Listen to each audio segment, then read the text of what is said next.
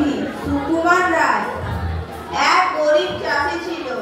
সে অনেকদিন আগে এক মহাজনের কাছ থেকে 25 টাকা ধার নিয়েছিল। সেই ধার এখন সুদে আসলে 500 টাকায় দাঁড়িয়েছে। কিন্তু চাষির কাছে অত সামর্থ্য নেই।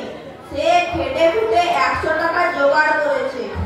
এদিকে মহাজন বলছে 500 টাকার 1 পয়সাও কম নয়, যদি না দিতে পারো তবে জেলে যাও।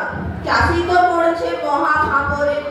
এমন সময় শ্যামলা মাথায় চশমা চোখে এক তোফর বুদ্ধি উকিল এসে বলল, ওই 100 টাকা আমায় দিলে আমি তোমার বাঁচবার একটা রাস্তা করে দিতে পারি। চাষি তার হাতে পড়লো, পায়ে পড়লো, বলল, আপনি আমায় বাঁচান। উকিল বলল, তবে শোনো আমার ফন্দি, তুমি যখন আদালতের কাঠগোলায় গিয়ে দাঁড়াবে তখন বাবু তু শব্দটি করো না। যে যাই বলুক, গাল দিক আর প্রশ্ন করুক, তুমি তার জবাবটি দিও না, শুধু পাঠার মতো করবে। চাষি বলল, আপনি হুজুর যা বলেন আমি তাতেই রাজি। তারপরের দিন আদালতের কাঠগোলায় চাষি গিয়ে দাঁড়ালো। তখন মহাজনের মস্ত উকিল উঠে গিয়ে চাষিকে প্রশ্ন করল, তুমি কি আজ থেকে 7 বছর আগে মহাজনের কাছ থেকে 25 টাকা ধার নিয়েছিলে? চাষি তার মুখের দিকে চেয়ে বলল। তখন উকিল বলল, খবরদার, বল নিয়েছিলি কিনা? চাষি আবার বলল। তখন মহাজনের উকিল বলল, হুজুর, আসামির বেয়াদবি দেখুন। হাকিম রেগে গিয়ে বলল, ফের যদি আপনি করেছিস আমি তোকে ফাটকে দেব। চাষি ভয়ে ভয়ে কাঁদো কাঁদো গলায় বলল,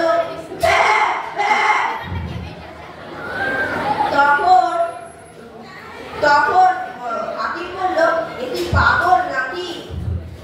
তখন চাষির উকিল উঠে গিয়ে বলল, হুজুর, এটি আজকের পাগল, এ তো বহুকালের পাগল। এ কর্জ নেবে কি? এ তো পথ লিখতেই জানে না, আর পাগলের পথ লিখলেই বাকি। দেখুন তো মহাজনের কারসাজি। এমন একজন নিষ্পাপ পাগলকে ঠকিয়ে নেবার মতলব করেছে। তাকে হয়তো বলেছে এই জায়গায় টিকতে, সে অমনি দিয়েছে, সে আর কি জানে। তারপর দুই উকিলের মধ্যে তুমুল ঝগড়া বেঁধে গেল। শেষে সব শুনে টুনে হাকিম বলল, মোকদ্দমা ডিসমিস। মহাজনের তো চক্ষু স্থির। সে আদালতের বাইরে এসে চাষিকে বলল, ওই 400 টাকা না হয় বাদই দিলাম, 100 টাকাই দে। চাষি তার মুখের দিকে চেয়ে বলল, তখন মহাজন তাকে কত বোঝালো, কিন্তু চাষি তার পাঠার গুলি আর ছাড়ে না। শেষে মহাজন রেগে মেগে বলল, দেখে নেব তুই আমার টাকা কেমন করে হজম করিস, বলে সে চলে গেল। তারপর চাষিও পোটলাস নিয়ে তার ঘরের দিকে রওনা হচ্ছিল। এমন সময় উকিল এসে বলল, বাপু, কোথায় যাওয়া হচ্ছে? আমার পাওনাটা চুকিয়ে যাও, তোমার কেস তো জিতিয়ে দিলাম।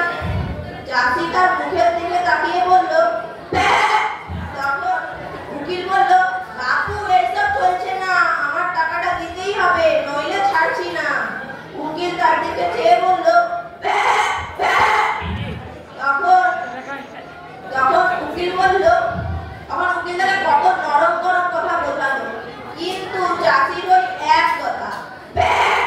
তখন উকিল শেষে বলল, বেটা, পাড়া দিয়ে গোমুখু ভূত, আগে যদি জানতাম তোর পেটে এত শয়তানি আছে, তোকে আমি পোটলা শুধু আটকে রাখতাম। এই বলে সেও চলে গেল, আর চাষিও হেলতে দুলতে তার বাড়ি ফিরে গেল। বুদ্ধিমান উকিলের আর দক্ষিণা পাওয়া হলো না। নমস্কার।